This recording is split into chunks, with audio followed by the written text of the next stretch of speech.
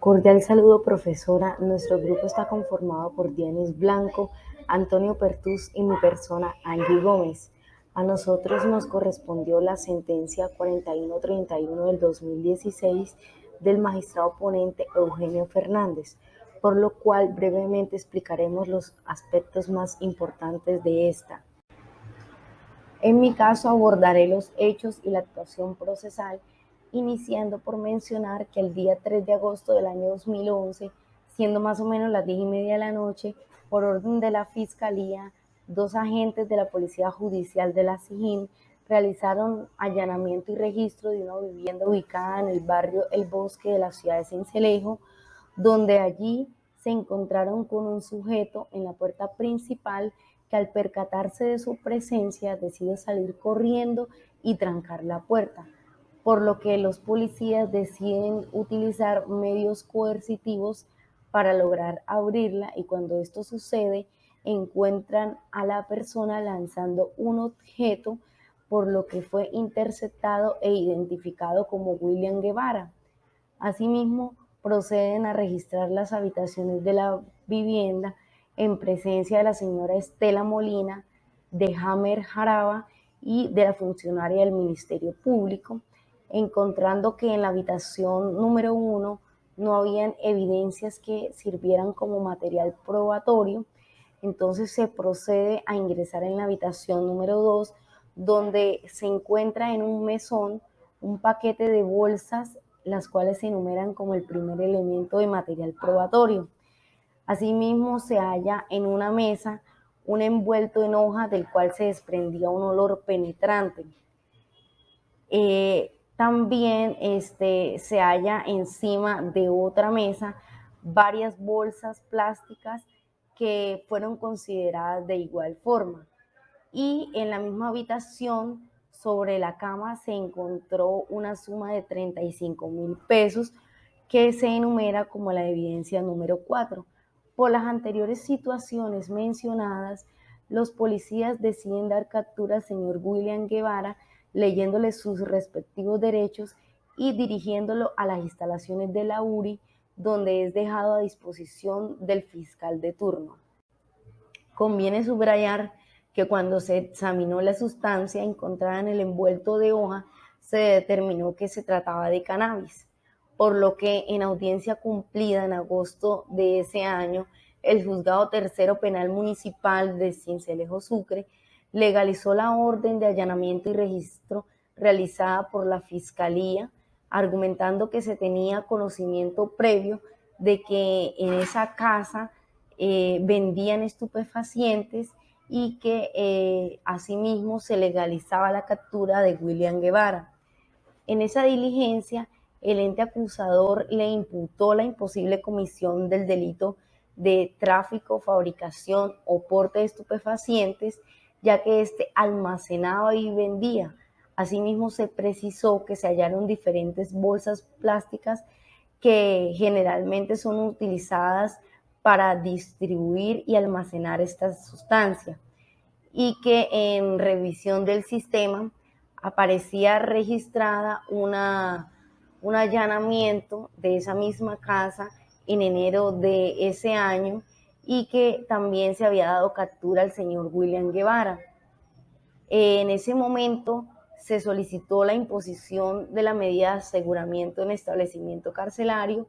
El imputado no aceptó los cargos y fue afectado con la medida que se solicitó. Cumpliendo con ese orden cronológico de hechos, se menciona que el 9 de septiembre siguiente fue presentado el escrito de acusación por el citado, y que en octubre de ese año se cumplió la audiencia de formulación de acusación, y que el delegado de la Fiscalía solicitó en ese entonces el aplazamiento de la misma para llevar a cabo un preacuerdo con el procesado, pero este acto no se pudo materializar, por lo que en enero del año siguiente se celebró aquella audiencia. Entonces la defensa solicitó la nulidad de la actuación, argumentando que la droga hallada era destinada exclusivamente para el uso del ilícito, y lo cual le fue negado. También se menciona que cuando se cumplieron las audiencias preparatorias y de juicio oral, donde se dio sentido al fallo como de carácter condenatorio, en septiembre del 2013 se declaró la responsabilidad penal del señor Guevara como autor del delito que se mencionó al comienzo, y se le impuso una pena de 64 meses, una multa y también la inhabilitación en el ejercicio de derechos y funciones públicas,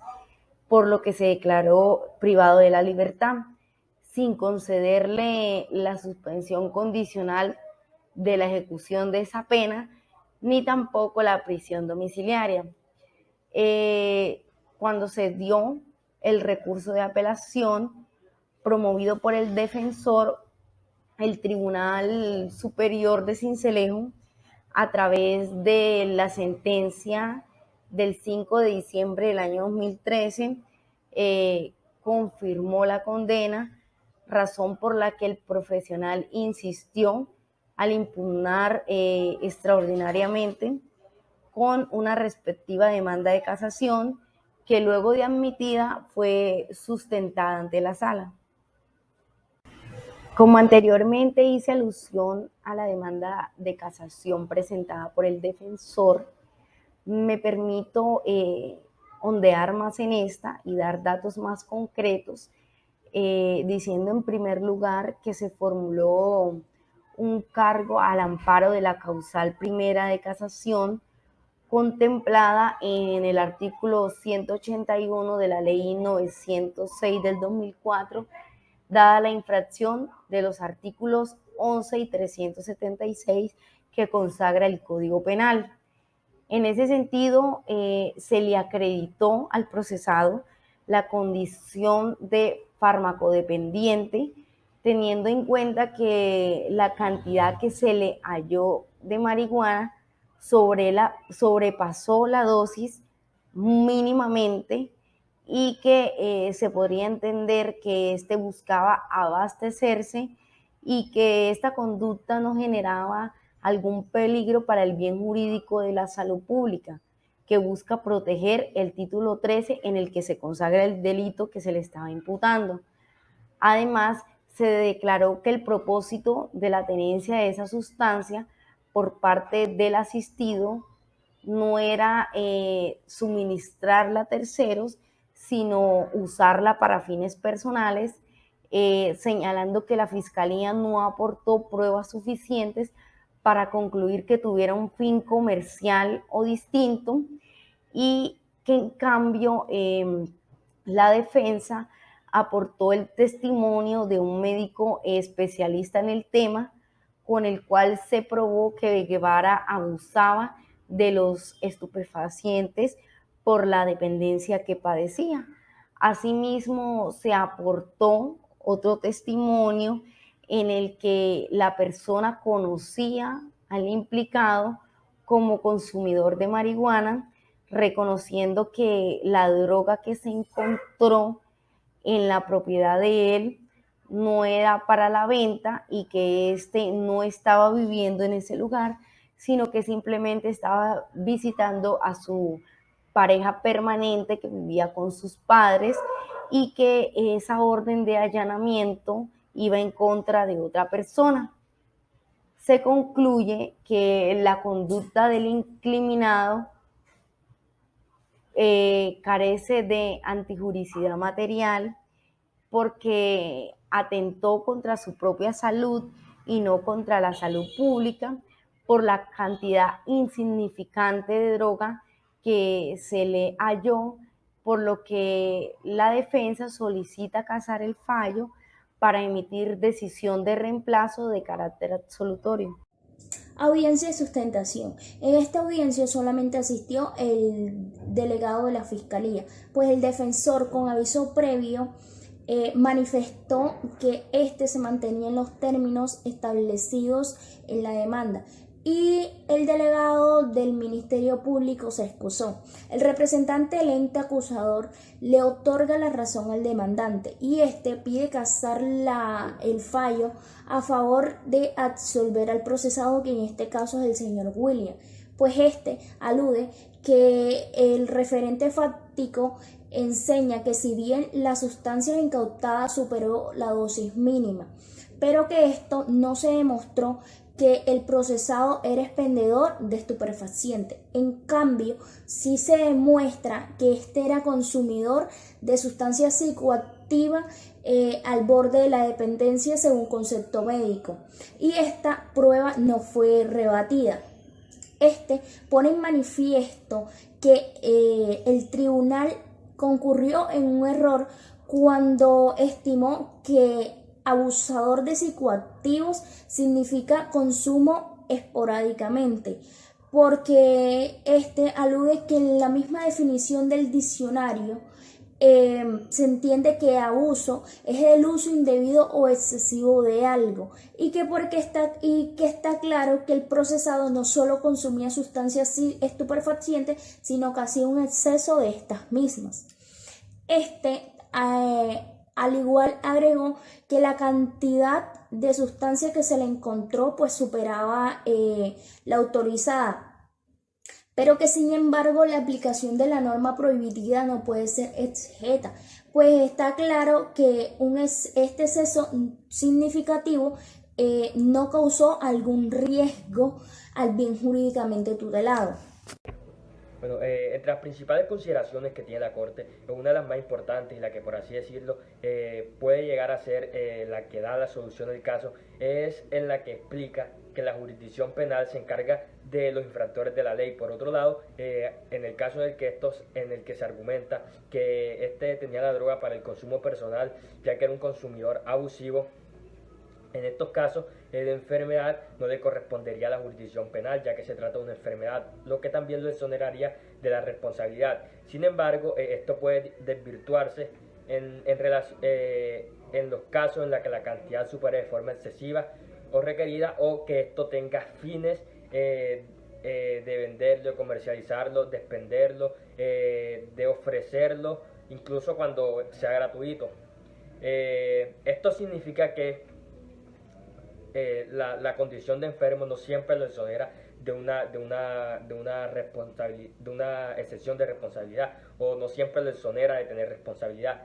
También se establece que aún siendo la dosis personal, si no es con fines de consumo personal, sino con fines de expenderla, transportarla, comercializarla o traficarla, esta sería un delito aún siendo la dosis personal. Ahora, volviendo al caso, las declaraciones confirman que este era abusador de las drogas. Sin embargo, se encontraron, como ya todos sabemos, 30 bolsas pequeñas dentro del domicilio del acusado, lo cual por regla de la experiencia se podría determinar que se trataba del famoso menudeo. Por otro lado, la actitud que tomó el acusado frente a cuando apareció el policía también ayuda, por decirlo así, a llegar a una conclusión. Hubieron otros factores, además de esto, que ayudaron a determinar que este, aparte de ser un consumidor abusivo, también la expendía. En ese caso resulta incompatible con el argumento que daban con anterioridad, en el que decían que la droga era para consumo personal, no era para traficarlo, por así decirlo. Y la excesiva cantidad o la cantidad que excedía la dosis mínima era en razón a esto, a que este era un consumidor abusivo. Desvirtuando todos estos argumentos según las consideraciones de la Corte, esta establece que no es igual que porte más de la dosis personal para su consumo a que porte más de la dosis personal para el expendio, el tráfico, la comercialización, o por decirlo así, para ofrecérselo a otros, ya sea recibir una remuneración de forma gratuita. Es aquí donde entra a colación el ejemplo de que un alcohólico abusivo es un enfermo, pero el hecho de que un alcohólico abusivo, por decirlo así, vaya en contra de las disposiciones que establece el Código Penal en razón de su abuso del alcohol, no lo estaría exonerando de ninguna responsabilidad, ya que a pesar de que está enfermo, está violando las disposiciones legales y no lo está haciendo, por decirlo así, solamente para el consumo, sino que ya está afectando a otros. En este caso, en el que se hace o se establece una analogía con el caso planteado acá, y la Corte considera que esto como tal no es una causal de exoneración, ya que únicamente no por decirlo así, no tenía la droga para su consumo. En un caso hipotético en el que la droga hubiese sido por decirlo así, para su consumo, a pesar de haber sido excesiva, y en razón de su enfermedad de abuso con las drogas, habría podido ser exonerado. Sin embargo, dado a que esta no era en razón a su enfermedad, sino en razón a otros fines como la comercialización, tráfico o expendio, se considera que sí estaría incurriendo en un delito, por lo cual se niega la sentencia de casación y se establece que este sí incurrió en el delito que le imputaba la fiscalía.